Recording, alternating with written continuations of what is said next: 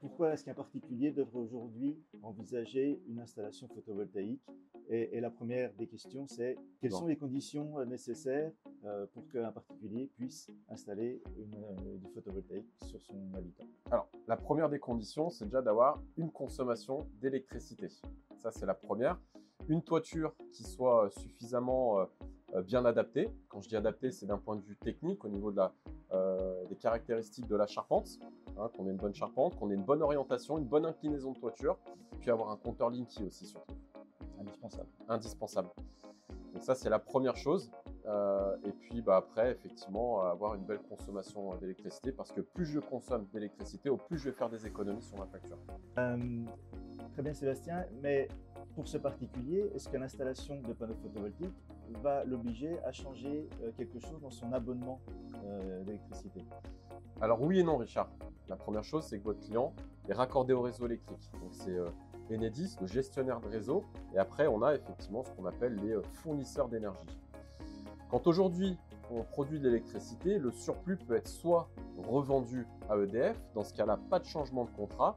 On ouvre un contrat avec EDF-OA, obligation d'achat, qui va racheter l'électricité qui n'est pas utilisée par le particulier.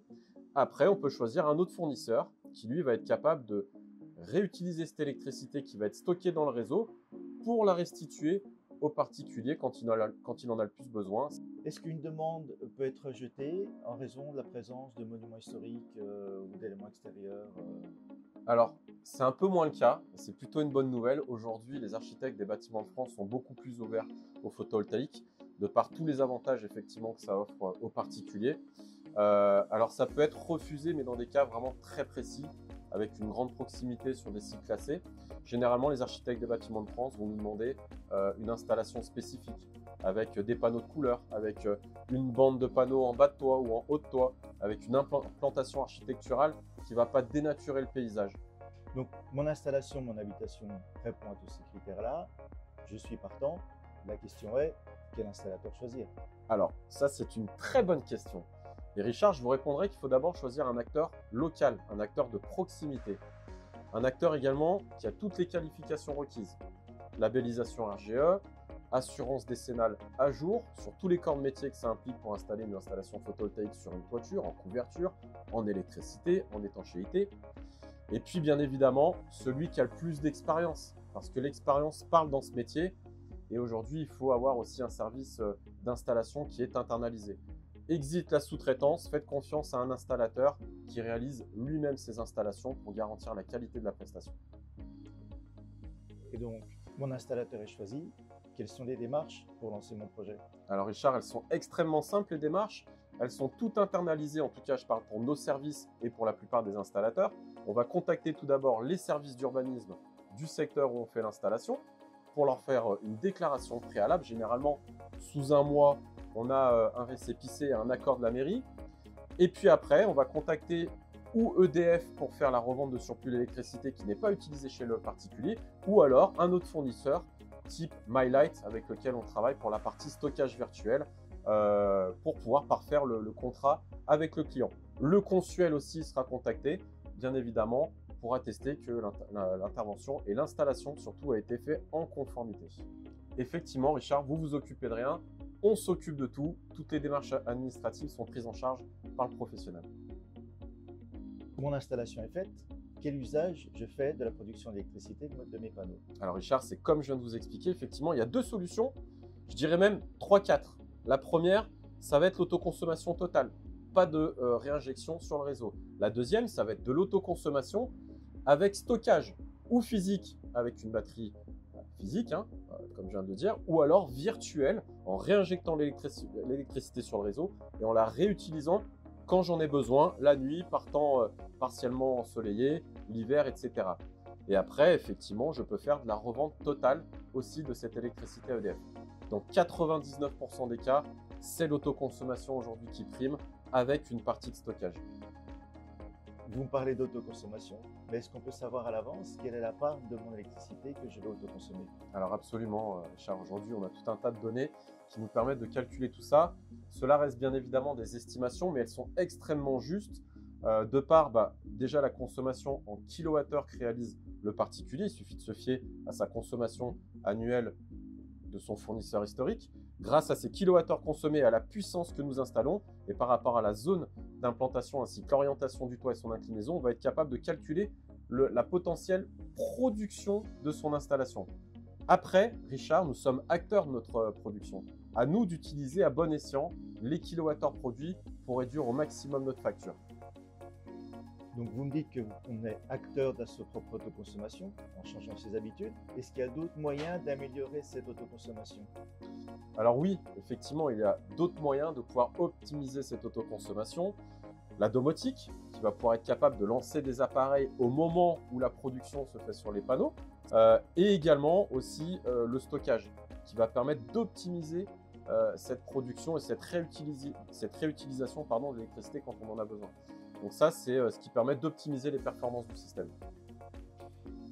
Et donc, je fais mon choix de l'installation la plus optimum possible, mais au final, combien est-ce que ça me coûte tout ça? Alors, la bonne nouvelle, c'est que ça vous coûtera bien moins cher qu'en restant chez votre fournisseur actuel. Il faut savoir que le kilowattheure aujourd'hui produit par les panneaux solaires est le kilowattheure le moins cher du marché en fonction du prix d'achat de l'installation, bien évidemment. Mais aujourd'hui, on est sur un bel équilibre. Donc aujourd'hui, il n'y a pas de question à se poser à savoir s'il faut faire du photovoltaïque ou pas. La réponse est clairement oui, puisqu'on aura un kilowattheure en dessous du marché et qui plus est, qui en plus de ça est produit directement par nous-mêmes sans payer toutes ces taxes d'acheminement, ces abonnements, cette TVA, etc. sur le kilowattheure qui au final pèse sur la facture du particulier. Et de fait, j'ai réduit mon impact carbone sur l'environnement. Alors effectivement, c'est une pierre deux coups, même je dirais trois: économie, écologie et autonomie.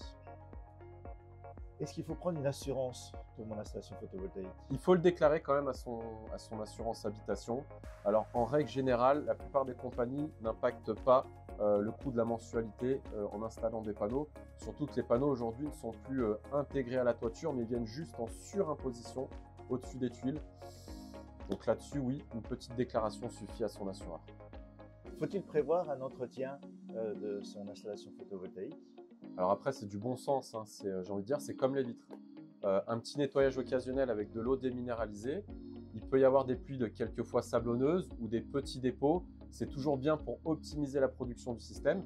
Sinon, sur le système électrique en lui-même, il n'y a pas d'entretien puisque toute installation, généralement, a ce qu'on appelle un monitoring qui va me permettre, un petit peu comme une télésurveillance, de pouvoir surveiller le bon fonctionnement et le bon rendement de mon installation. Une alerte se met en place, on appelle son installateur, il doit être capable de répondre en 48 à 72 heures. Juste un petit coup de nettoyage occasionnel. Tous les 2-3 ans et ça suffit. Tout à fait. Et mon installation, elle est partie pour combien de temps? Quelle est sa durée de vie? Alors aujourd'hui, la bonne nouvelle, c'est qu'on travaille avec du matériel qui est extrêmement performant. Il faut savoir qu'un panneau a des données de garantie fabricant entre 25 à 30, voire 40 ans pour certains matériaux.